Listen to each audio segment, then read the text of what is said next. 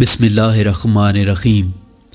جب حضرت طلحہ بن برا رضی اللہ تعالیٰ عنہ حضور اکرم صلی اللہ علیہ وسلم کی خدمت میں ملنے گئے تو وہ حضور اکرم صلی اللہ علیہ وسلم سے چمٹنے لگے اور آپ کے پاؤں مبارک کا بوسہ دینے لگے اور عرض کیا، یا رسول اللہ صلی اللہ علیہ وسلم، آپ مجھے جو چاہیں حکم دیں، میں آپ کے کسی حکم کی نافرمانی نہیں کروں گا۔ حضرت طلحہ رضی اللہ تعالیٰ عنہ نوعمر لڑکے تھے، اس لیے ان کی اس بات پر حضور اکرم صلی اللہ علیہ وسلم کو بڑا تعجب ہوا۔ اس پر آپ نے ان سے فرمایا، جاؤ اور جا کر اپنے باپ کو قتل کر دو۔ وہ اپنے باپ کو قتل کرنے کے ارادے سے چل پڑے تو حضور نے انہیں بلایا اور فرمایا کہ ادھر آؤ، مجھے رشتے توڑنے کے لیے نہیں بھیجا گیا۔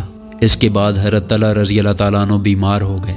حضور اکرم صلی اللہ علیہ وسلم ان کی عیادت کے لیے ان کے گھر گئے۔ سردی کا زمانہ تھا، خوب سردی پڑ رہی تھی اور بادل بھی تھے۔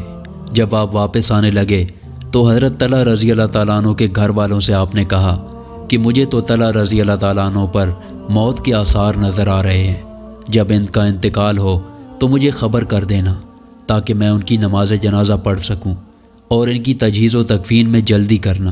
حضور اکرم صلی اللہ علیہ وسلم ابھی قبیلہ بنو سالم بن عوف تک نہیں پہنچے تھے کہ حضرت طلحہ رضی اللہ تعالیٰ عنہ کا انتقال ہو گیا اور رات کا وقت ہو گیا تھا۔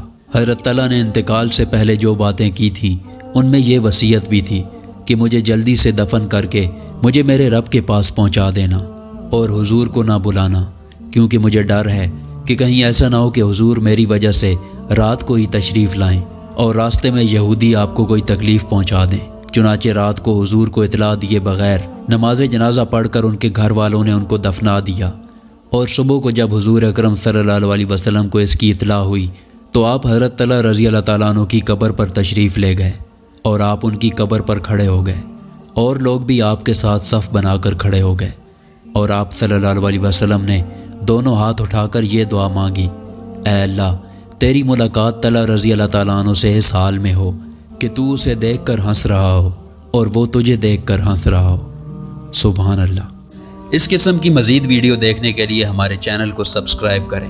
شکریہ۔